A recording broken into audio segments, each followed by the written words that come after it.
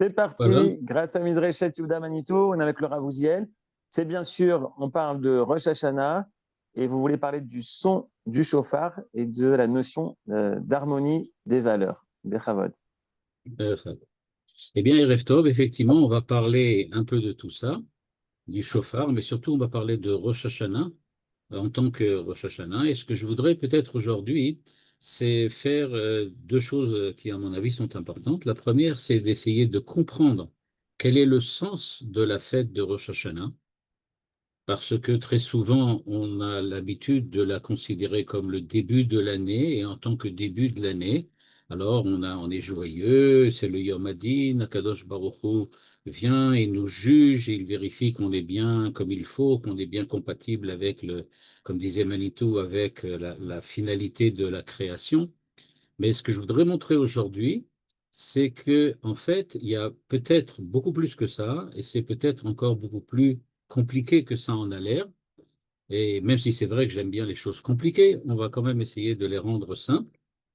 Et pour cela, je vais vous proposer d'étudier un texte du Sfat Emet qui, en fait, c'est pas un texte, mais c'est trois textes du Sfat Emet qui sont chacun à sa manière et chacun dans une année différente, explicitent la nature et l'essence de la fête de Rosh Hashanah. Et pour cela, on va tout de suite commencer parce il y a beaucoup à dire, énormément à dire, et donc je ne voudrais pas manquer de temps. Donc voilà, le premier texte, et j'espère que vous le voyez suffisamment bien, sinon je peux encore l'agrandir si vous voulez. Voilà. Eh bien, dans ce texte, on va commencer directement. Donc c'est tiré du Sfat Emet, évidemment. Ça se trouve dans le livre de Devarim, dans la section dans laquelle il donne tous les commentaires sur Rosh Hashanah. Et c'est un petit commentaire qu'il a donné donc en Tavresh Samer Dalet, c'est-à-dire quelque chose comme 1884. Et voilà ce qu'il a écrit. Alors, je ne sais pas si on a déjà étudié plusieurs fois, ça, on a eu plusieurs fois l'occasion d'étudier des textes du Sfat Emet, mais je ne sais pas si vous le savez, c'est un peu comme des mathématiques. Pas au sens, j'aurais dit, péjoratif, on peut dire effrayant du terme, mais au sens de la nature de ce qu'il fait. On sait que dans les mathématiques, dans la physique, on recherche des équations qui peuvent nous donner l'explication de tout, avec une seule équation, avec une seule, j'aurais pu dire, une seule manière d'exprimer un problème, de telle façon qu'on ait directement la réponse à toutes les manifestations de ce problème. Eh bien, le Sfat Emet, il fait un petit peu cela, c'est-à-dire qu'il va nous donner une série d'équations avec lesquelles, pardon, il va expliquer tout Rosh Hashanah. Mais il va falloir que nous, on fasse le travail de la démonstration, de la recherche, pour comprendre de quoi veut-il exactement parler, c'est-à-dire comment ces équations à lui contiennent l'ensemble de ce que la fête de Rosh Hashanah veut dire. Alors donc, on va le commencer, vous allez voir, on va le lire, le traduire. C'est un texte qui n'est pas compliqué, a priori, mais on va le voir petit à petit, qu'il a beaucoup plus à dire que ce qu'il a l'air de dire. Alors voilà ce qu'il nous dit. Il nous dit, je le lis très rapidement, Bene Israël tzrichim lismoach berosh Hashanah shemitradesh haolam. Les enfants d'Israël doivent être heureux, joyeux à Rosh Hashanah parce que le monde se renouvelle. OK? Et vous avez déjà remarqué que il dit quelque chose qui en général ne correspond pas vraiment à ce que nous avons l'habitude. Nous avons l'habitude qu'on nous dise le contraire. On nous dit d'habitude, Rosh Hashanah, ce sont les Yamim Noraim, c'est-à-dire les jours qui effrayent, qui font peur. Yamim Noraim, qui sont véritablement des jours dans lesquels ce n'est pas tellement la joie qui est à, à l'emploi du temps, mais c'est plutôt la crainte. Nous avons peur. Yom Hadin, Dieu nous juge. Mais il nous dit non. Bnei Israël tzrichim lismoach. Et il continue. Velachen yesh ksat cherut. C'est pour cela, et vous allez voir que là, il va falloir qu'on explique toutes ces équations-là, il y a un petit peu de liberté. Il y a un peu de liberté. C'est-à-dire que, semble-t-il, nous dit-il, il n'y a pas autant de liberté que vous pouvez croire. Il continue et il explique qui a teva meshakeach hapnimiut, parce que la nature fait oublier l'intériorité, la spiritualité. On commence à être déjà un peu perdu. Ve'u mitovat haborei yitbarach, et c'est une bonté, c'est quelque chose de bon, c'est par gentillesse, par bonté que Dieu a fait quoi? Mitradesh achayut bekol Rosh Hashanah, il nous fait revivre, il nous donne à nouveau la vie et l'existence à chaque Rosh Hashanah pour que nous ne nous noyions pas dans la matérialité. Vechen, et aussi, pas seulement Rosh Hashanah, bekol yom hakadosh baruch hu mechadesh betuvo ma'aseh bereshit. Et évidemment, on se pose la question, mais si tous les jours Dieu crée le monde, alors qu'est-ce qui se passe à Rosh Hashanah? Rosh Hashanah, ben, il n'y a rien de spécial, c'est comme tous les jours. Et c'est pour cela, nous dit-il, que comme Dieu est Mechadesh Betuvo Maaseh Bereshit, c'est-à-dire que tous les jours, il crée à nouveau, il renouvelle à nouveau la création, Mevarachin Beracha Yotzer Vema'ariv. C'est-à-dire, on dit le soir, Ma'ariv Aravin, etc. On parle de la création du monde et on remercie Dieu pour la création du monde. Parce que, dit le Sfat Emet, Shinui Maaseh Bereshit Golelor Bifnei Rocher V'Rocher Bifnei Or. Parce que justement, chaque transformation qui se passe dans la création, c'est à chaque fois de la lumière qui pousse de l'obscurité qui repousse de la lumière, et tout cela prouve, toujours le lachon du Sfat Emet, que c'est Dieu qui dirige le monde, et Béné Israël Meshapri Malzé. Et c'est pour ça qu'on lui rend louange, Kiou Messiah Lavoda Taboré, et principe important qu'il nous dit maintenant, de Rosh Hashanah mitradesh beyoter kol anagat yemot Hashanah chadasha. Mais à Rosh Hashanah, quelle est la différence avec les jours de la semaine? Eh bien, c'est que le régime divin est beaucoup plus profond ce jour-là que les autres jours, et c'est le jour où on est éclairé par la racine, par l'origine de tous les temps, etc., etc. Je ne vais pas m'arrêter. Comme vous le remarquez, je vous l'ai dit tout à l'heure, ça ressemble plus à des équations qu'à des explications. Et on va essayer un peu de déchiffrer tout ce que dit le Sfat Emet, parce que précisément, il essaye en quelques phrases de nous dire l'essentiel de ce qu'est Rosh Hashanah. C'est-à-dire que si quelqu'un vous demande qu'est-ce que c'est Rosh Hashanah, vous pouvez l'envoyer au Sfat Emet et lui dire bah, t'as qu'à regarder le Sfat Emet qui se trouve à Rosh Hashanah de l'année 1884. Là-bas, tout est écrit. Le problème, c'est que ce n'est pas lisible. Mais ça, c'est une autre histoire. Alors, ce qu'on va essayer de faire maintenant, c'est de lire ce que dit le Sfat Emet. Alors, je vais reprendre la première idée. On va reprendre la première idée et on va essayer maintenant de l'expliquer. Première phrase, on rentre dans le vif du sujet.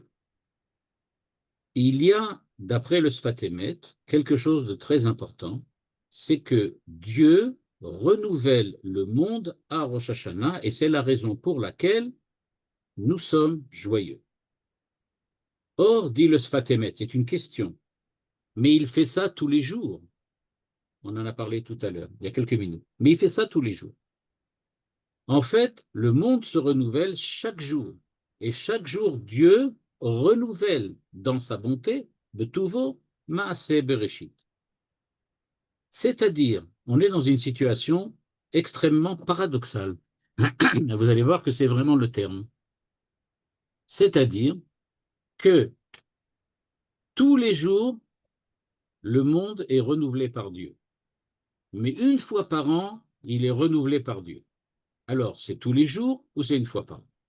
Deuxième chose, il nous dit que la création est renouvelée tous les ans. Okay. Mais est-il vraiment possible? Est-ce que c'est vraiment possible? Parce que comment on fait pour innover si on recommence à zéro tout le temps? Est-ce que vous comprenez la question? C'est-à-dire, on nous dit que Dieu rénove le monde tous les ans. Ben, ça veut dire quoi? Ça veut donc dire que ça se répète tous les ans. Le Sfat Emet nous dit même, ça se répète peut-être même tous les jours, pas de la même manière, mais ça se répète aussi. Mais alors, on peut vraiment innover en répétant? On répète la même chose. Où se trouve l'innovation? Il n'y a pas d'innovation si on répète. C'est-à-dire que quand vous allez au Beth Knesset et que vous dites, cette année, je vais fêter Rosh Hashanah, ben, la première question que vous devez poser au rabbin du Beth Knesset, c'est de dire, mais on était déjà là l'année dernière. Qu'est-ce qu'on fait de plus cette année que l'année dernière? Qu'est-ce qu'on a fait là? A priori, ça a l'air d'une impossibilité. Tu ne peux pas innover si tu répètes. Par définition, répéter, recommencer, ça veut dire qu'on n'innove rien. On recommence. On renouvelle rien. Et c'est ça la question qui sous-tend toute la pensée du Sfat Emet. Comment peut-on parler de renouveau? Comment peut-on parler à Mechadesh, que Dieu est Mechadesh, si tous les ans ça se produit de la même manière, et si tous les jours ça se produit aussi en mini rénovation? On peut donc dire que nous dit le Sfat Emet, la première chose qu'on va devoir comprendre, c'est qu'il y a deux conceptions du temps qui s'affrontent, en général, globalement, pas seulement chez le Sfat Emet, ce que je dis là, c'est plutôt global. La première chose, c'est ce qu'on appelle le temps linéaire. Qu'est-ce que c'est que le temps linéaire? C'est-à-dire que nous considérons le temps comme quelque chose qui avance, la flèche du temps. Il y a l'histoire, il y a le progrès, et évidemment, il y a la succession permanente, infinie, d'événements qui ne peuvent plus changer. À partir du moment où ces événements sont arrivés, eh bien, on continue tout le temps à avoir d'autres événements qui vont les suivre. Et pourtant, c'est la conception qu'en général nous avons. C'est-à-dire, il y avait hier, il y a aujourd'hui et il y aura demain. C'est ça la conception du temps, on peut dire, normale, linéaire, que nous avons tous. Le Sfat Emet, lui, nous dit non. Le Sfat Emet nous dit le temps est cyclique. On revient en arrière, on renouvelle, on recommence. Chaque Rosh Hashanah, ça réactualise l'instant originaire de la création. On recommence à la création. Et là, c'est la pensée juive. Parce que c'est vrai pas seulement pour Rosh Hashanah, c'est vrai pour Sukkot, c'est vrai pour Pessah, pour Yom Kippour, etc. Tous les ans, on recommence la même fête, avec les mêmes tfilot, avec les mêmes piyutim. Et donc, comment concilier l'idée d'un renouvellement qui soit vraiment véritable avec un Rosh Hashanah qui est répétitif? Dans le temps linéaire, c'est très facile.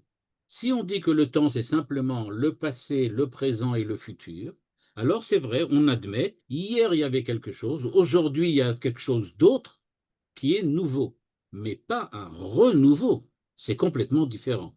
Demain sera complètement différent d'aujourd'hui. Donc il ne s'agit pas d'un renouveau, mitradesh, un mechadesh betouvo. Il s'agit de quelque chose d'autre, comme si le présent a disparu complètement pour laisser place au futur. Quand on parle du temps cyclique, c'est-à-dire de celui dont parle le Sfat Emet ici, eh bien, on parle d'une répétition de Rosh Hashanah. Et si le monde se renouvelle réellement chaque année, alors c'est une répétition, c'est pas une répétition. Si c'est nouveau, bah, c'est linéaire, ça veut dire que j'ai un nouveau jour. Maintenant, si c'est pas nouveau, bah, c'est-à-dire que je répète. Mais qu'est-ce que ça veut dire renouveau? C'est-à-dire, c'est nouveau comme demain, mais ça se répète comme hier. Alors on est quoi? On est dans le présent ou on n'est pas dans le présent? Et donc c'est cette problématique que le Sfat Emet, premièrement, décide, on va dire comme ça, de résoudre. Et grâce à la façon dont il va résoudre sa relation avec le temps, ça va lui permettre de comprendre ce que veut dire renouveau, Mechadesh. Et donc voilà ce qu'il nous dit. Il y a une tension entre l'éternel retour et l'innovation.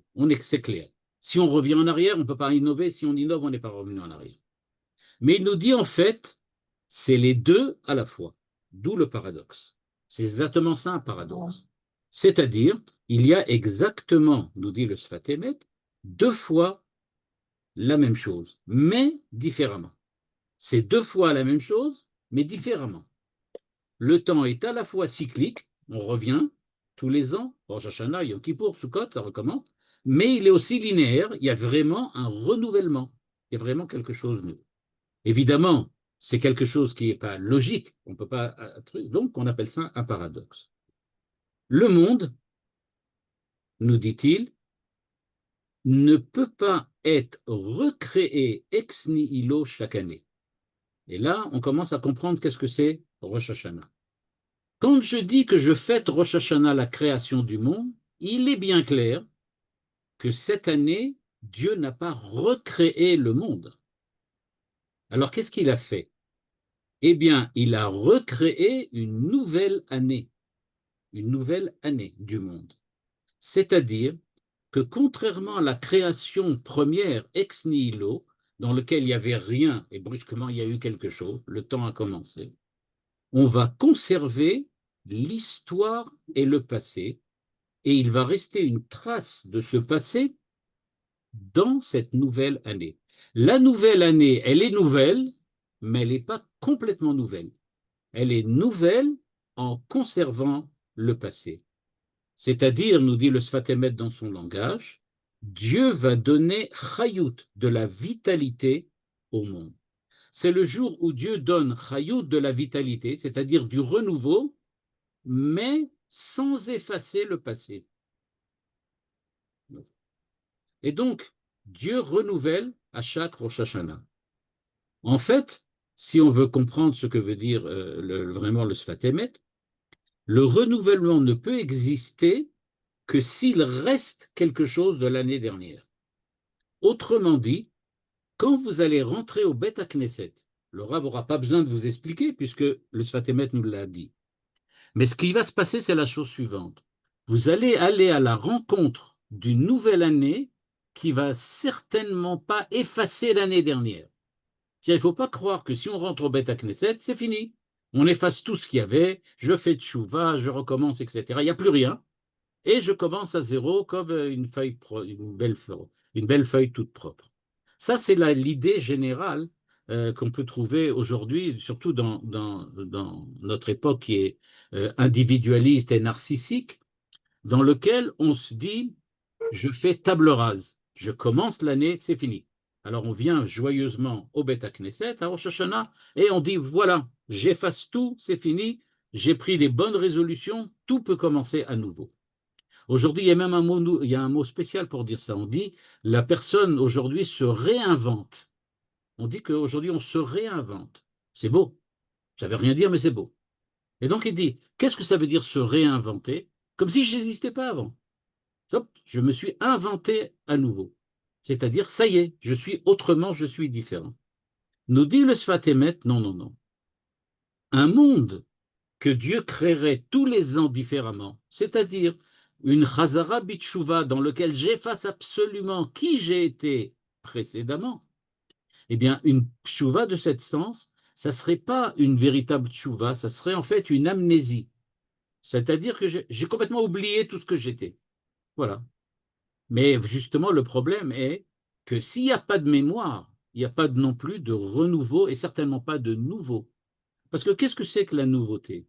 Si je me souviens de rien, eh bien, ce que j'ai aujourd'hui et qu'on m'offre aujourd'hui à Rosh Hashanah, puisque je me souviens de rien, ben, ce n'est pas nouveau, c'est tout simplement ce qu'il y a. Il n'y a rien de nouveau. Si je me souviens de rien, j'ai toujours l'impression qu'on commence, c'est-à-dire que tout recommence à nouveau, mais ce n'est pas à nouveau puisqu'il n'y avait rien avant. C'est comme si on était le jour de la création du monde. Or, le nouveau présuppose l'ancien, de la même manière qu'il n'y a pas de lumière s'il n'y a pas d'obscurité. Alors, l'obscurité existe, je peux parler de lumière. Hier existe, donc je peux parler d'aujourd'hui. Je peux parler des fautes que j'ai faites, c'est vrai, et donc maintenant je peux parler du nouveau, du renouveau. C'est seulement parce que j'ai le mot qui me permet de dire cela. Et comment je le dis, dit le Sfat Emet, avec le mot chadash. On sait que c'est la même racine que chodesh, le mois. Quand vous arrivez au mois de Tishri, Ça n'efface pas le mois d'Elul. C'est la suite du mois d'Elul. C'est-à-dire, on va garder le passé avec nous et la nouvelle lune, qui va être la lune de Tishri, va pas annuler la lune de Elul. Alors qu'est-ce qu'elle va faire? Elle va la continuer et la dépasser.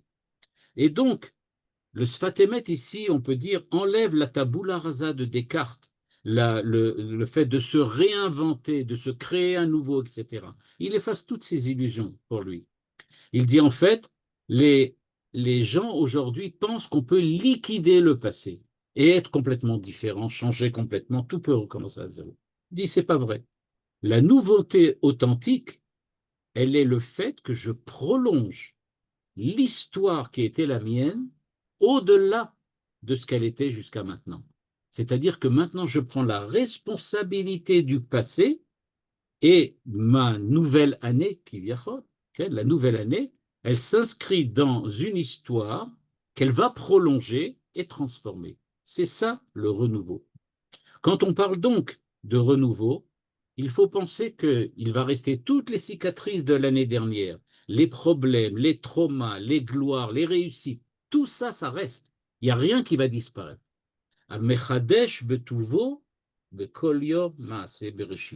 Dieu fait même ça tous les jours. C'est-à-dire que un adolescent, pour donner un exemple, c'est pas un nouveau-né, c'est un enfant qui petit à petit s'est métamorphosé et il a toujours en lui l'enfant qu'il était il y a quelques années. Ben maintenant, il est adolescent. Ok. Or, dit le Sfatemet, ça c'est un miracle. Ça c'est un miracle perpétuel. Parce que, en fait, l'existence de chacun d'entre nous, le temps que nous vivons, notre vie en tant que telle, notre quotidien, et on ne l'a pas comme on possède une voiture ou comme on possède un écran d'ordinateur. C'est-à-dire, ce n'est pas quelque chose que l'on a comme une propriété. On la reçoit en permanence. On la reçoit continuellement. Dieu nous donne tous les ans, ce qu'il appelait tout à l'heure Chayut, que Dieu nous donne. Dieu nous donne la vie, Dieu nous donne l'existence tous les jours. Et si on coupe le courant, ben, il n'y a plus rien. Et donc, nous dit le Sfatemet, on vit dans une espèce d'illusion que le monde existe parce qu'il existe. C'est faux, nous dit le Sfatemet. Le monde, c'est comme une phrase que Dieu est en train de prononcer. Si tu lui interromps et tu lui coupes la parole, eh bien, non seulement la phrase ne s'achève pas, mais en fait, elle n'a jamais commencé. Et donc, en fait, nous dit le Sfatemet, il y a deux grandes, j'aurais pu dire, deux grandes idées, ou plutôt deux grandes itiachasuyot, c'est-à-dire relations que nous devons créer avec Rosh Hashanah. Le jour de Rosh Hashanah, c'est un jour dans lequel tout va être renouvelé, c'est-à-dire que ce qui était hier ne va pas s'achever, parce que ça va continuer, et d'une manière différente. C'est ça ce qu'on appelle le renouveau. C'est le même jour, mais autrement. À savoir, ce jour-là, on recommence ce qu'il y avait avant, mais on ne recommence pas à zéro. On recommence avec ce qu'il y a. Le fait qu'on l'appelle renouveau, c'est parce que, à Mechadesh, comme le Chodesh, on a un mois nouveau. Est-ce à dire qu'en permanence, ce n'est pas nous qui faisons ce qu'ils font? Parce qu'après tout, si Dieu nous donne la vie à chaque instant, est-ce que ce n'est pas Dieu qui fait chaque chose? Alors là, justement, le Sfatemet vient et nous dit dans le texte qu'il faut faire très attention. En effet, il y en a qui pensaient ça. Je ne sais pas si vous savez, dans l'histoire de la pensée, il y a des penseurs, par exemple un penseur français qui s'appelait Malebranche, qui était d'accord avec cette idée-là, et le Rambam cite dans Moreh Nevuchim, à la fin de la première partie, il cite ce qu'il appelle les Mutakalamin, c'était des penseurs, des théologiens musulmans, qui eux aussi pensaient la même chose. Ils avaient découvert pour eux l'idée que Dieu fait tout. Dieu est la seule cause de chaque chose. Et donc, si Dieu est la cause de tout, alors comment se fait-il que je vois, par exemple, que la bouteille tombe, elle se casse, donc c'est bien la chute qui a provoqué la brisure. Et donc, on voit bien qu'il y a des causes qui produisent des effets, nous dit le Sfat Emet. C'est vrai, mais nous disaient ces philosophes et ces islamiques et Malebranche, qui étaient chrétiens, ils nous disent, oui, mais en fait, c'est Dieu qui fait tout ça. On a l'impression que ça va l'un après l'autre, mais en fait, c'est Dieu qui fait tout ça. Alors nous dit le Sfat Emet, non. Nous sommes en contact avec Dieu, d'où l'importance d'Israël, d'où l'importance de l'homme. Nous sommes en contact avec Dieu et nous nous mettons dans une situation dans laquelle nous nous préparons à recevoir cette nouvelle année. La nouvelle année vient et nous nous préparons à la recevoir. Notre préparation, elle est entre nos mains. Elle est notre responsabilité. Dieu donnera ce qu'il donnera. Il y a un renouvellement perpétuel, mais ça ne veut pas dire qu'on est sans rien. On est là parce que nous permettons, on peut dire comme ça, nous nous permettons d'être les récipiendaires, de recevoir ce que Dieu va nous donner. Et de la même manière qu'on l'a dit, comment fait-on pour se préparer? Grâce au passé. Donc le fait que le passé reste dans le présent, nous dit le Sfat Emet, c'est ce qui nous permet de nous préparer à recevoir ce que Dieu va nous donner. Parce que, dit-il, il faut faire attention. Si on est trop attaché au monde, alors il va nous submerger complètement.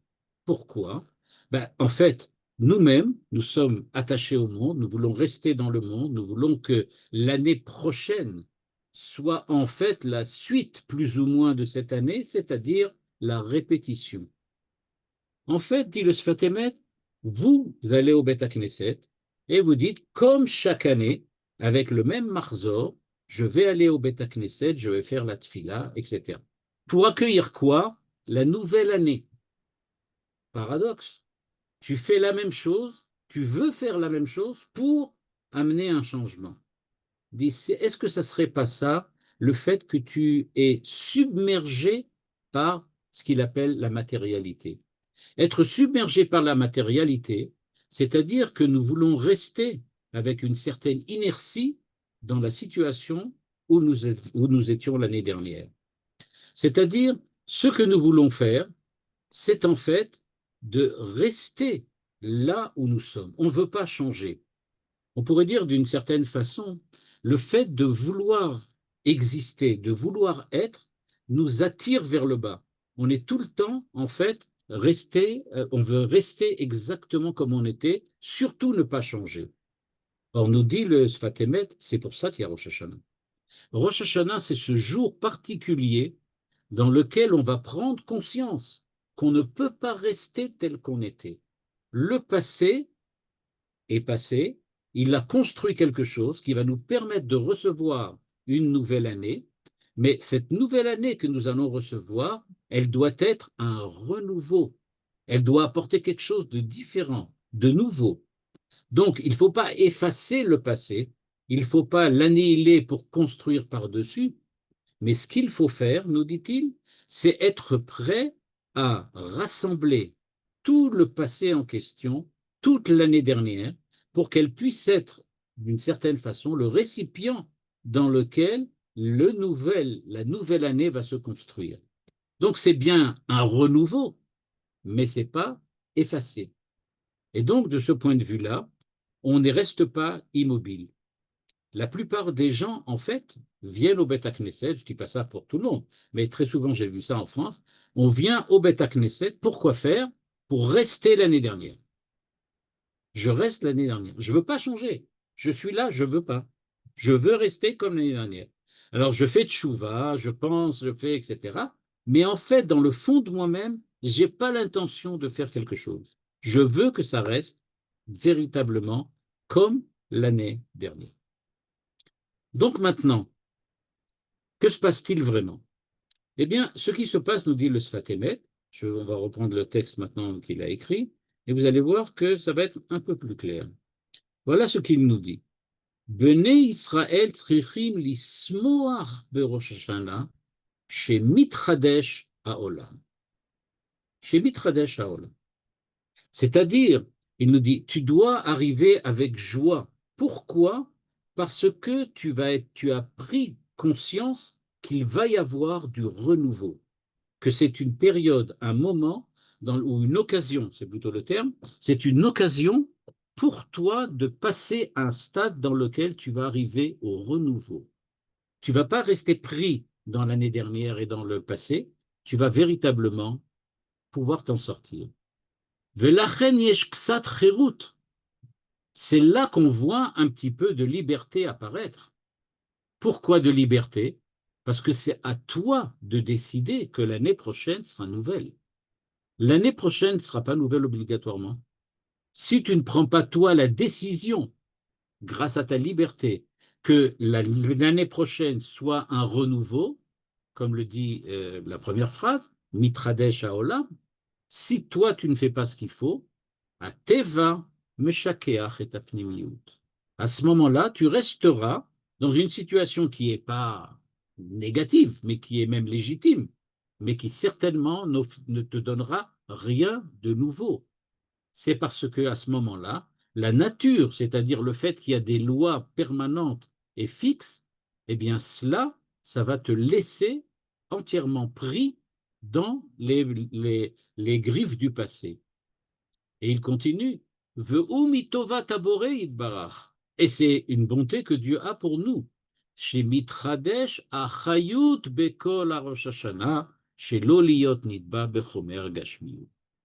l'occasion pour toi de décider qu'il y aura une nouvelle année. Donc, qu'est-ce que c'est que Rosh Hashanah? Qu'est-ce que c'est qu'aller au Beth Knesset, les Slichot, etc. C'est pas recommencer comme tous les ans à faire la même chose, mais c'est véritablement entamer un nouveau processus qui doit être un processus libérateur. Ça doit apporter une liberté, Kherut. Ça doit apporter une liberté. La liberté que tu as délibérément perdue l'année dernière. Tu l'as perdue, cette liberté. On va l'expliquer un peu plus tard aussi. Un peu plus tard.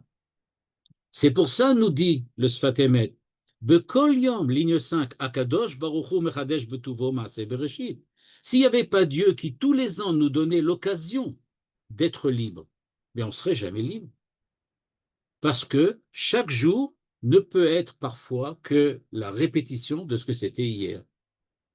Et c'est pour ça qu'on le dit dans la bracha du matin et du soir. Shinui Maaseh Bereshit, Golelor Mipnei Choshev Choshev Mipneo.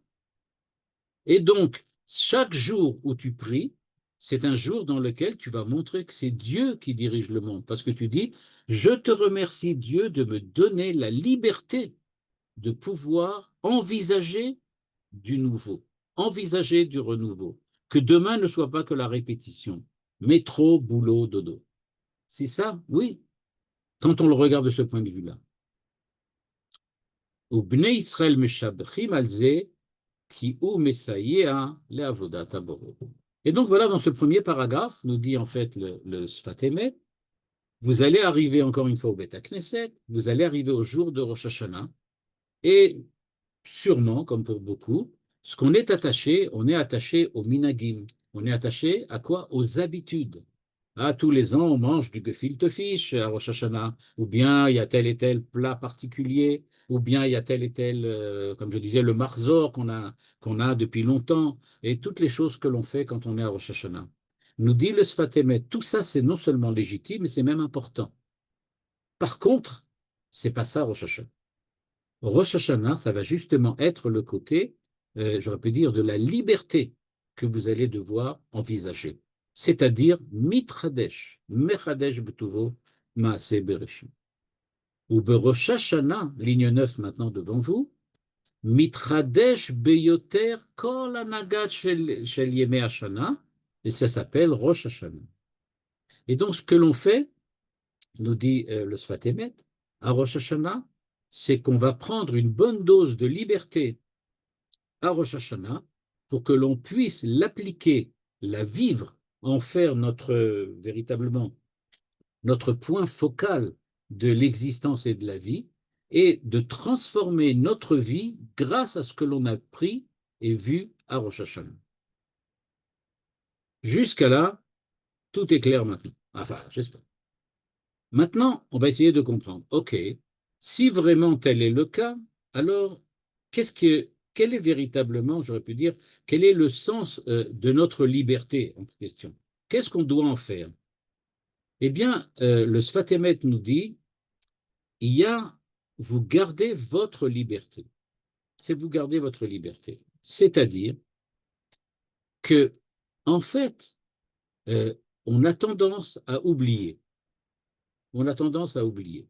Qu'est-ce qu'on doit oublier? En fait, nous dit le Sfat Emet, regardez bien, vous devez vous rendre compte que la conscience que nous prenons, que Dieu est là à chaque instant pour nous aider, ça pourrait en fait nous paralyser de manière inverse de ce que nous avons euh, expliqué tout à l'heure. À savoir, pour ceux qui viennent au Beth Knesset, c'est-à-dire, bon, je me mets aussi avec eux, en général c'est aussi moi quand je vais au Beth Knesset, un peu ça, j'arrive au Beth Knesset, en fait, ça prend du temps jusqu'à ce que je commence à réaliser qu'il faut changer. Moi je suis plutôt, ah bah, ce qu'on était hier c'est bien, on continue et on sera demain la même chose. On est en fait paralysé par le fait que nous avons l'habitude de ce que nous avons l'habitude, c'est-à-dire nous avons l'habitude d'exister, de vivre d'une certaine façon. Et cette paralysie, on doit, nous dit le Sfat Emet, la sortir de là en disant Dieu vous donne la possibilité d'être libre. Mais à ce moment-là, on pourrait tomber dans une autre paralysie. Cette paralysie, ça serait quelque chose de ce point de vue, de ce style-là. Je n'ai pas besoin de changer puisque c'est Dieu qui fait en fait que je peux changer. Puisque c'est Dieu qui m'aide à changer, pourquoi moi je devrais faire l'effort de le faire? Dieu m'aide à changer, donc je vais changer grâce à son aide. Et donc, on est paralysé dans l'autre sens maintenant. C'est-à-dire, on peut arriver dans cette situation, comme j'ai dit, paradoxale, mais donc absurde, que j'ai tout à fait conscience que j'ai besoin de l'aide de Dieu pour m'en sortir, pour sortir de mes habitudes, mais je peux très bien dire à quoi ça sert que je fasse un effort. C'est Dieu qui va le faire, et moi, je vais m'en sortir grâce à Dieu, comme on dit, grâce à Dieu, avec l'aide de Dieu, etc., etc. Donc, en fait, on se retrouve paralysé, mais dans l'autre sens. Au début, j'étais paralysé parce que je n'avais même pas l'idée qu'il fallait changer. Et maintenant, j'apprends que si je n'ai pas l'idée, Dieu va le faire. C'est-à-dire, Dieu va m'aider. Ah, si Dieu m'aide, ben, c'est très bien qu'il le fasse. Je n'ai pas besoin, moi, de faire des efforts.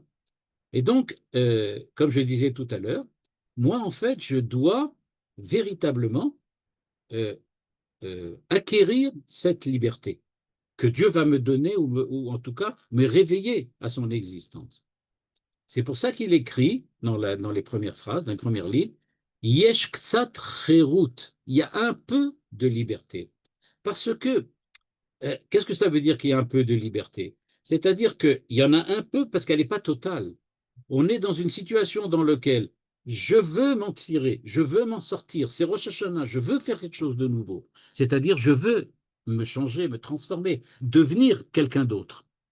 Mais quand je le veux, j'apprends qu'en fait, j'ai pas beaucoup de chance d'y arriver sans l'aide de Dieu. Donc, je relaisse tomber et je dis, OK, bah alors Dieu va m'aider, c'est Dieu qui va le faire.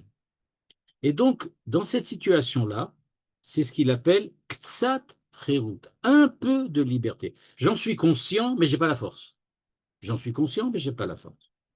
Et alors, de quoi parle-t-on, en fait, ici?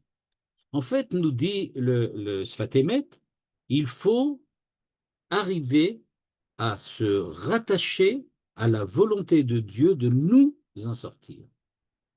C'est cela. Et donc, en fait, il nous dit, si tu es joyeux à Rosh Hashanah, c'est-à-dire que tu as pris conscience que tu as un peu de liberté, ça va suffire pour t'en sortir. Je disais tout à l'heure, il faut se préparer à recevoir ce que Dieu nous donne. C'est ça le petit peu de liberté qu'on a. On n'est pas vraiment libre parce qu'on n'est pas vraiment conscient à 100% de nos capacités, de ce qu'on peut vraiment faire. Et on sait qu'on a besoin de l'aide de Dieu. Mais si on se tient seulement avec l'aide de Dieu, bah, il n'y a rien à faire. Donc, nous dit le Sfat Emet, on a ktsat cherut. On a un peu de liberté. On en a sans en avoir vraiment jusqu'au bout. Et grâce à cela, nous dit-il, on peut se libérer, et on va devoir, nous dit-il, le jour de Rosh Hashanah, se souvenir. Se souvenir de quoi? De qui nous sommes, de ce que nous pouvons faire, de nos capacités. Et évidemment, ça ne sera pas la réussite totale, mais au moins on aura préparé, on se sera préparé à comprendre et à saisir que Dieu est là et qu'il va nous aider. Peut-être l'avez-vous compris déjà. En fait, comment s'appelle Rosh Hashanah? Rosh Hashanah s'appelle Yom HaZikaron. Yom HaZikaron. On va devoir se souvenir. C'est-à-dire que oublier totalement le passé, c'est une erreur. Être complètement abruti, entre guillemets, par la présence de Dieu qui nous donne, c'est aussi une erreur. On doit être Yom HaZikaron, le jour où on va réveiller le souvenir, c'est-à-dire qu'on va se souvenir de ce que nous sommes, de ce que nous pouvons être, même si on ne l'est pas complètement et même si on ne l'est pas totalement. Et donc, euh, quand on dit Amechadesh betuvo bechol yom tamid maaseh bereshit, ça veut dire que l'événement que nous vivons maintenant va créer véritablement le temps du quotidien de notre vie. Cet événement qui s'appelle Rosh Hashanah, c'est précisément un événement que nous allons créer. En créant Rosh Hashanah pour nous, c'est-à-dire en nous souvenant Yom HaZikaron, alors véritablement, on pourra, de ce point de vue-là, avoir réussi l'examen de Rosh Hashanah, si je puis dire, et on aura pu passer au-delà de, j'aurais pu dire, de l'amnésie totale de ceux qui pensent qu'il n'y a pas de passé, et j'aurais pu dire, et de l'autre côté, de la paralysie totale de ceux qui pensent qu'on ne peut jamais rien faire. On se sera pris véritablement un chemin entre les deux, et grâce à ça, on est capable de pouvoir continuer. Et nous dit le Sfat Emet, c'est la raison pour laquelle, je vous remonte maintenant dans le texte, ou Be'emet, ligne 11, Ze meyuchad livne Israël. C'est quelque chose qui concerne particulièrement Béné Israël. Pourquoi? Jeu de mots. Israël, comme vous le voyez sur le texte devant vous, Yud Shin Resh, Aleph Lamed. En fait, c'est les mêmes lettres que Li Rosh. On peut prendre donc la première et la dernière et faire le mot Li, Lamed Yud, et Israël, Shin Resh Aleph, ça devient Rosh, la tête. C'est-à-dire, nous dit le Sfat Emet, Kol ha'itchashut shel Rosh Hashanah bishvilam, pour Israël, c'est pour Israël, Li Rosh. C'est pour moi qu'il y a Rosh Hashanah. Pourquoi c'est pour moi? Parce que c'est le peuple précisément qui va devoir prendre conscience de ce qu'il est. C'est lui qui doit se rappeler, c'est lui qui doit être dans le Zikaron de Yom HaZikaron. Et maintenant, quand on en est là, nous dit-il, Nikra Reshit, dans le Midrash, le Béné Israël est appelé Reshit. Bereshit bara Elokim et Hashamayim et Haaret. Qu'est-ce que ça veut dire Bereshit? Bishvil Israël shinekreu Reshit, Reshit Tevuato, etc. Et donc il nous dit, Akadosh Baruch Hu, en fait, s'adresse à ceux qui sont Reshit. Et il le dit à la ligne 13, Amshachat Achaim, ceux qui veulent arriver véritablement à être, à se rattacher à Dieu et à vivre selon les nouveaux critères, le renouveau dont on parlait tout à l'heure, les Amshir Chaim Minashoresh, recommencer à vivre vraiment ce que Dieu voulait nous donner. Donc, quand on est à Rosh Hashanah, d'après le Sfat Emet, alors il faut comprendre qu'on va participer au renouvellement. Le renouvellement ne se fera pas sans nous. Sans notre participation, on ne pourra pas. Comme dit le Rambam quand il parle du chauffard, il dit pourquoi sonne-t-on du chauffard? Uru mitarde matrem. Réveillez-vous de votre sommeil. Qu'est-ce que c'est que le sommeil si ce n'est pas l'oubli? C'est le fait d'oublier, de sortir, de partir. Il nous dit c'est ça, on doit te réveiller. Tu es réveillé. Vous êtes en train de dormir, c'est-à-dire vous êtes comme hypnotisé, vous êtes persuadé que vous êtes réveillé, mais en fait vous dormez. Il dit non, vous n'êtes pas hypnotisé. Vous allez pouvoir sortir de ce sommeil, de cette hypnose, et véritablement créer un nouvel événement qui va s'appeler l'année prochaine. Donc, il ne faut pas dire « je vais au Beth Knesset à Rosh Hashanah », mais il faut dire « je vais au Beth Knesset pour Rosh Hashanah », c'est-à-dire pour créer Rosh Hashanah. C'est moi, grâce à moi, qu'on va pouvoir créer Rosh Hashanah. Le renouvellement dont on parlait tout à l'heure, Amechadesh betuvo bekol yom tamid, c'est pas automatique. On a besoin d'une conscience qui l'accueille. C'est cette conscience-là que véritablement on nous demande de réveiller grâce au chauffard. Quand Maritou parlait de l'unité des valeurs, c'est ça le sens de ce que voulait dire. Il voulait dire ce que dit ici le Sfat Emet. Qu'est-ce que ça veut dire l'unité des valeurs? C'est prendre la conscience de ce que chaque valeur vaut dans l'ensemble et dans l'unité. Et donc, nous dit-il, c'est ça Rosh Hashanah. Il y a du nouveau, il y a du différent, mais il va falloir le remettre dans l'unité. Cette conscience réceptive, en fait, on a besoin que Israël, en tant que tête, va la reconnaisse et l'actualise, actualise le renouvellement, qu'il y participe activement. Donc, en fait, quand Rosh Hashanah approche, ce que l'on voit d'après le Sfat Emet, c'est en fait qu'il essaye de nous réveiller et nous dit, vous savez, la fête de Rosh Hashanah, c'est le réveil de la conscience qui prend véritablement la responsabilité de créer l'événement du renouveau dans le quotidien. Eh bien, ça dépend de vous. Ça dépend véritablement de vous. Et donc, cette thèse du Sfat Emet, dans ce passage que nous venons de lire, elle vient nous dire, premièrement, l'homme est fragile par essence. Vous êtes fragile. Et il faut le savoir. C'est ce que nous dit le Sfat Emet. Vous ne prenez pas au sérieux suffisamment ce que vous êtes, ce que vous pouvez faire, ce que vous avez déjà fait. Et pour cela, même l'équilibre que l'on découvre aujourd'hui, avant Rosh Hashanah, c'est vrai que c'est un équilibre qui existe, mais il est menacé d'effondrement en permanence.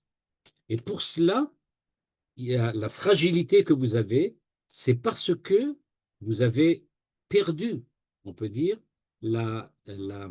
l'habitude de considérer que le temps que Dieu vous donne, c'est véritablement un don.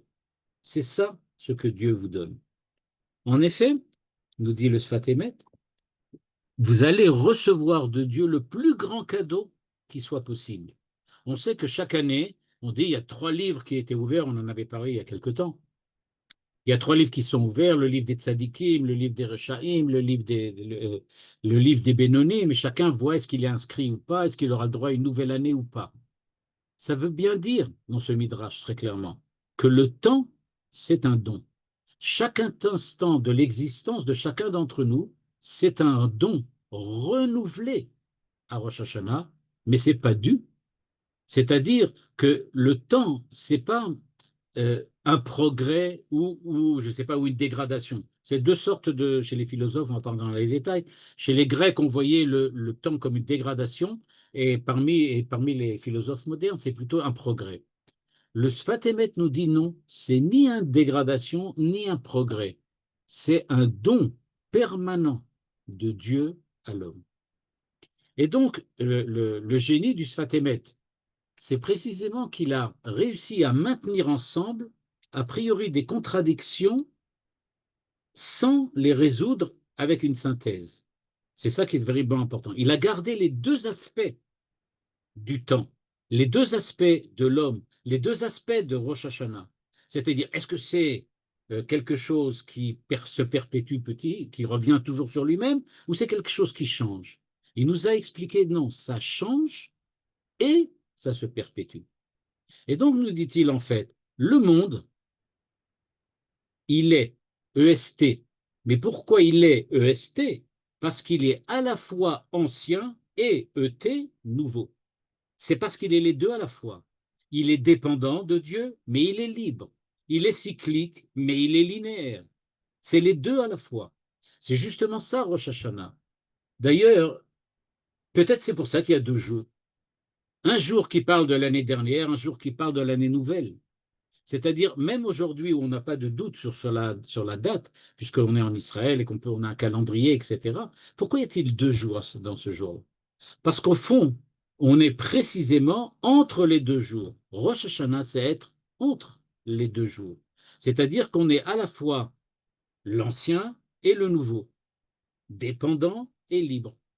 Et en fait, euh, il faut savoir que l'année dernière, on a essayé de résoudre des problèmes d'une manière trop simple, trop simpliste peut-être.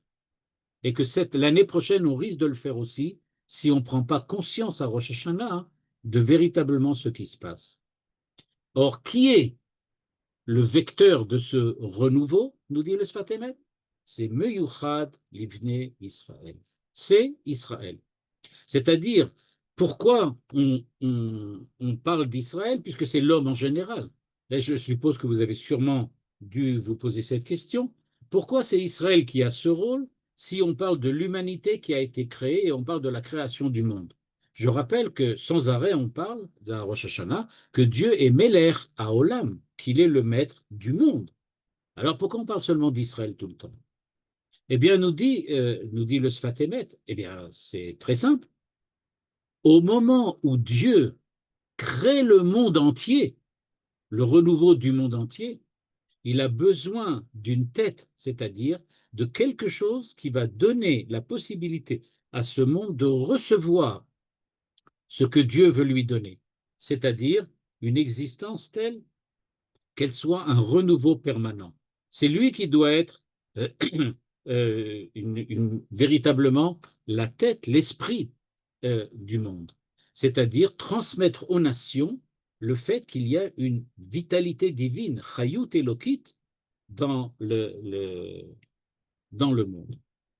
Et donc, euh, la tête, le corps, tout ça, ce sont des idées. Ce que veut dire en fait le Sfat Emet, c'est ce qu'il veut dire en fait, c'est que on n'est pas un premier chronologiquement. On n'est pas le premier. Mais il faut prendre ici le mot roche ou le mot réchit que utilise le Sfat Emet dans le sens de l'archétype.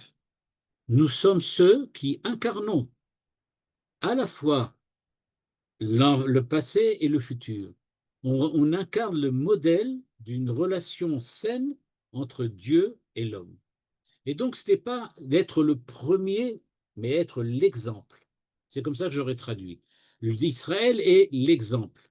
On est la forme pure, je veux dire, de cette manière-là, la forme pure de comment recevoir un don divin, le don du temps, le don de l'existence, le don de l'année prochaine que nous allons recevoir. Alors donc Dieu le fait pour nous, mais c'est pas pour nous. C'est pas pour nous ethniquement parlant seulement, mais c'est pour nous en tant que l'exemple de comment il faut faire pour acquérir une nouvelle année. Donc, si je le disais d'une manière un petit peu simpliste, mais je suppose que vous allez comprendre, le monde est renouvelé pour Israël, parce qu'Israël existe pour transmettre ce renouvellement au monde, et que le monde a besoin de ce renouvellement pour exister. Et donc, en fait, ça se renouvelle pour Israël, Israël pour le renouvellement du monde, et le monde pour exister. Donc, on voit bien qu'il y a une espèce de cercle qui se referme là. Et donc, s'il n'y a pas ça, dit le Sfat Emet, c'est ce qu'il écrit ici en araméen, la phrase que j'ai sautée en araméen au milieu. Vous voyez, il dit, ici à la ligne 13, à cet endroit-là exactement, Almaden, ce monde-là, Alma de Mota, c'est un monde de mort. Et il a besoin qu'on lui apporte la vie de l'extérieur.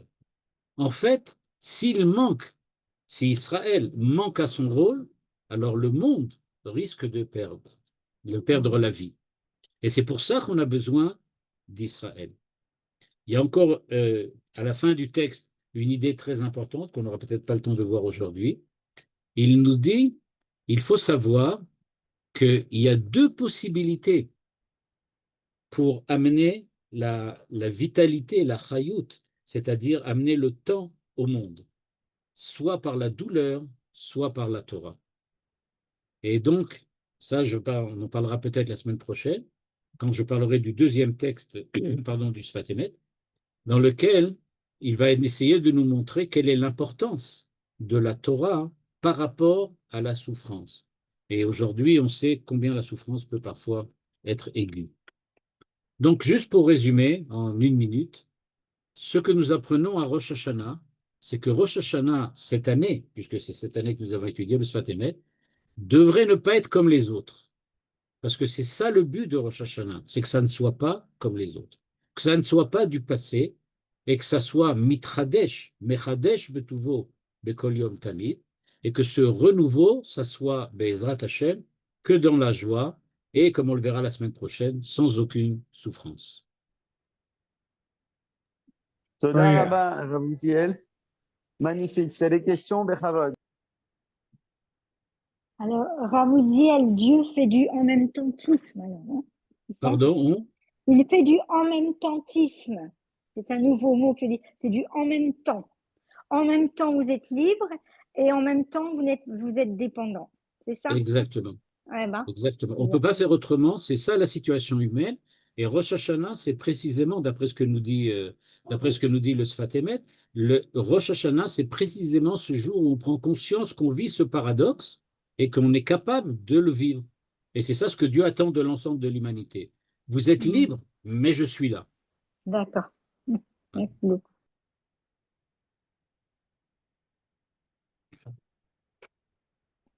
bonsoir Rav, merci pour ce Bonsoir. cours. Euh, Qu'est-ce qu'on doit faire avec cette liberté? Cette liberté pour faire quoi? La liberté, c'est ce qui manque de dire là, c'est il va parler de la Torah. En fait, il va parler des moyens d'amener au monde ce renouvellement. Il dit il y a un renouveau à Rosh Hashanah et la liberté d'Israël, c'est d'amener ce renouveau dans le monde, de préparer le monde à être digne et susceptible de recevoir cette réalité, qui est le renouveau de Dieu. En fait, Dieu, je vais dire d'une manière un petit peu provocante, mais ce n'est pas le but. Le but, c'est pas de provoquer, mais c'est de trouver une phrase qui soit correcte. Et en fait, ce qu'il veut dire, c'est que chaque instant est nouveau, mais qu'on ne peut s'en rendre compte que si vraiment on a pris conscience que c'est comme ça que ça fonctionne. À ce moment-là, quand on en prend conscience, alors on peut le vivre comme ça. On peut vivre de cette manière-là. C'est ça la liberté.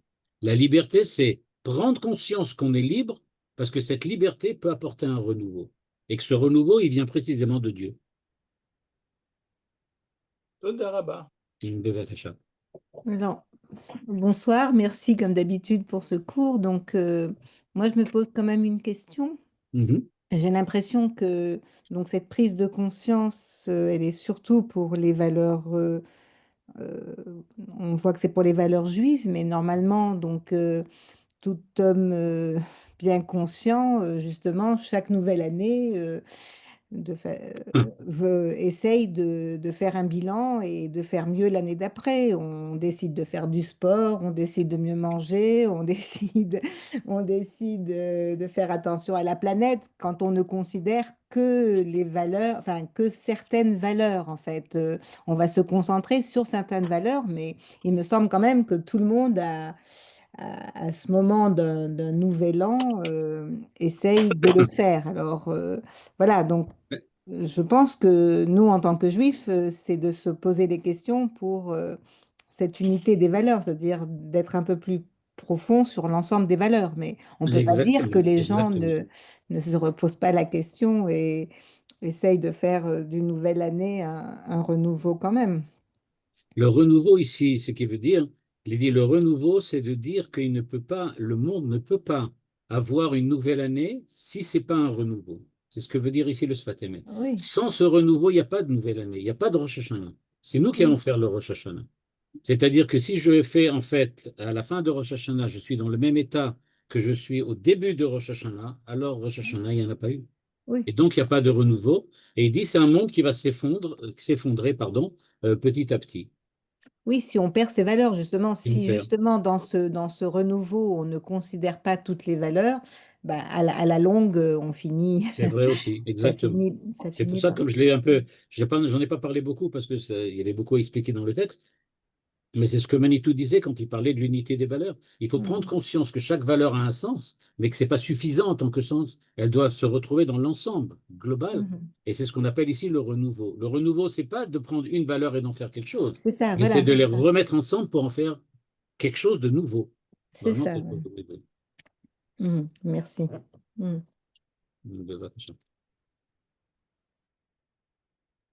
Euh, Rav, ça m'a rappelé autre chose qui est aussi lié à Manitou, vous avez déjà enseigné, c'est tout son thème sur tradition et modernité.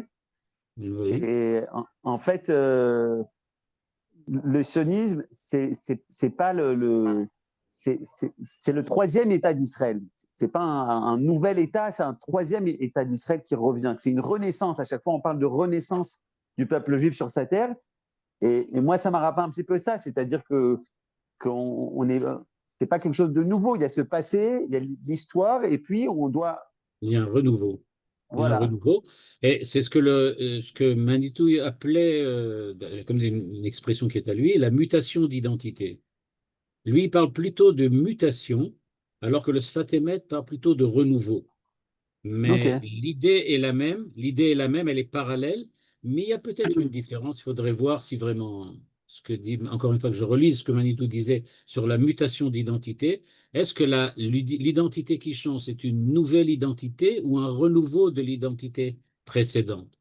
Il a l'air de dire dans certains de ses textes qu'on retrouve l'identité des Havot, d'où l'importance du livre de Bereshit, etc. Mhm. C'est-à-dire, d'ailleurs, si vous le savez, le Rav Cherki a sorti un nouveau livre sur le livre de Bereshit, et il dit dans son introduction pourquoi le livre de Bereshit? Parce que c'est le livre qui, d'après Manitou, contient en fait, tous les éléments de ce que doit être l'existence humaine et l'existence d'Israël. Donc il dit, c'est en fait, on revient à Bereshit. On commence. Oui, c'est ça, parce qu'il y a parfois certaines personnes qui voudraient oublier un peu ce passé, quoi, dans la société israélienne. Certains qui diraient qu'on a un nouveau peuple et qu'il faut balayer Oui, toute oui, notre histoire et toutes nos traditions. Et justement, c'est l'idée de renaissance. Il y a un renouveau, on n'efface pas le passé. Et à ce exactement. propos, le Rav Tamir Granot, et c'est ce qu'il dit dans tous ses cours ces derniers temps, je ne sais pas si vous l'écoutez, il dit toujours on doit être le juif de Bereshit. Ça veut dire il se relie un peu à Manitou. Il dit il y a beaucoup de marloquettes dans la société israélienne, mais on a ce juif de Bereshit qui est presque commun à tous, et on doit mettre l'accent sur ça avant de parler de la suite. Voilà. Oui, c'est possible, c'est possible. Peut-être que Manitou aurait dit l'hébreu de Bereshit, mais Oui, je c'est pense ça, que oui. c'est l'idée en tout cas. Mm. C'est l'idée. Merci. Toda rabba. Comme tout, Comment est-ce qu'on peut rattacher ce que nous dit le Sfatemet par rapport au Rosh Hashanah originel, c'est-à-dire Yom Harat Olam? Yom Harat Olam. Eh bien, Yom Harat Olam, voilà, la réponse qui me vient à l'esprit est un peu compliquée, mais dans la Kabbalah, il y a une notion de Ibour. Ibour, Yenika, Gadlut, pour ceux qui connaissent. Et donc, il y a la notion d'être enceinte. Quand on dit Yom Harat Olam, ce n'est qu'une étape à l'intérieur d'un processus. Yom Harat Olam n'a de sens que parce qu'il a eu une suite. C'est-à-dire, le monde était enceinte, on peut dire comme ça, ou Dieu était enceinte, ou le monde était enceinte, je ne sais pas, Yom Harat Olam, dans lequel le monde était comme un fœtus, je ne sais pas, quelque chose comme ça. C'est l'image. Et donc, c'était le monde dans lequel c'est devenu enceinte et le monde a ensuite existé. Ça n'a de sens que parce qu'après, il y a Yenikav Gadlut. C'est-à-dire parce qu'après, il y a tout un processus dans lequel on ramène les choses à leur situation et à leur état adulte. Et En c'est, à mon gestation. avis, dire que le début, le monde, le jour de la création, c'est le jour où tout a commencé, mais il n'a pas de valeur en tant que tel. Il n'a qu'une valeur parce que Mechadesh betuvo bekol yom tamid, parce que c'est celui qui a commencé le processus de, de renouvellement.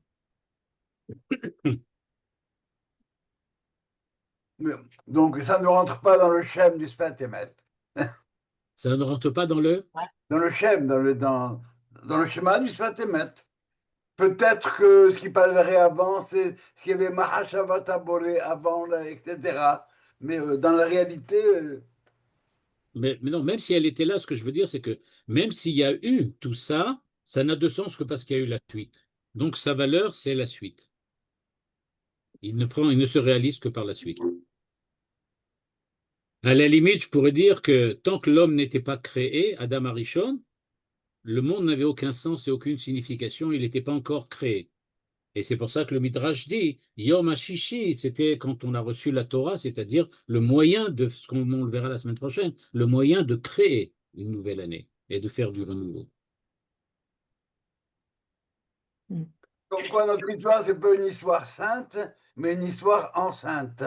Ouais, d'accord. Tout à fait, oui. On parle de Yom HaZikaron et ça m'a fait penser au fait que si on considère au niveau individuel les deux extrêmes, entre l'amnésie totale qui finalement va peut-être amener un renouvellement éternel, mais illusoire, et l'autre extrême qui est la mémoire totale, donc avec la présence divine infinie qui va écraser l'homme. Dans les deux extrêmes, il n'y aura pas de liberté finalement. Oui. Et est-ce que le chemin de l'homme se situe entre ces deux-là? C'est exactement ça. Il se situe dans l'espace-temps réduit à zéro entre deux infinis, un peu comme Pascal le disait. Oui. C'est-à-dire, on est nulle part. On est nulle part. Alors, d'un certain point de vue, on est là, mais on n'est pas là. C'est toujours le même paradoxe. Le paradoxe du commencement, c'est-à-dire, nous dit le Sfat Emet, en fait, si je voulais résumer en un mot, c'est-à-dire, le résumé, c'est de dire, Rosh Hashanah, c'est pas le commencement, c'est être au milieu, c'est-à-dire, je commence pas, je suis déjà dedans et je dois faire du nouveau. On commence pas, on renouvelle. Oui. Et donc, qui tire la flèche du temps? Est-ce l'homme ou est-ce Dieu? Je répondrai, mais là, c'est moi qui réponds. Je ne sais pas si tout le monde serait d'accord avec ça. Je répondrai que la flèche du temps nous est offerte par Dieu pour qu'elle se développe et qu'elle se déroule. D'accord. Par exemple, on a l'impression aujourd'hui, notamment avec le woke et avec malheureusement cet orateur américain qui a été assassiné pendant qu'il parlait, ça appelle ça toute cette société qui est une société qui est complètement, enfin tous ces groupements qu'on retrouve partout, progressistes partout, qui sont en fait tous véritablement paralysés. Ils sont absolument paralysés. Ils ne pourront jamais voir du nouveau nulle part. Oui. Pour eux, il n'y a qu'une seule possibilité, une seule manière de voir, une seule truc. Et c'est en fait une espèce de peur existentielle qu'ils ont. Et pour eux, ils ont peur de rater l'histoire. On va rater, on va pas être du bon côté. Donc, il n'y a qu'un seul côté qui est valable. Donc, tout ce qui n'est pas bon, à la limite, comme c'est une idée qui vient déjà des premiers écologistes aussi.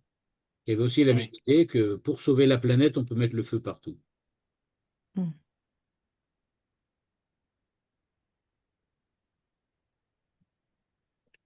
Yofi, chez Shabbat Shalom. Shabbat Shalom, merci. Et bonne slichot pour ceux qui ont commencé. Tout. Bonne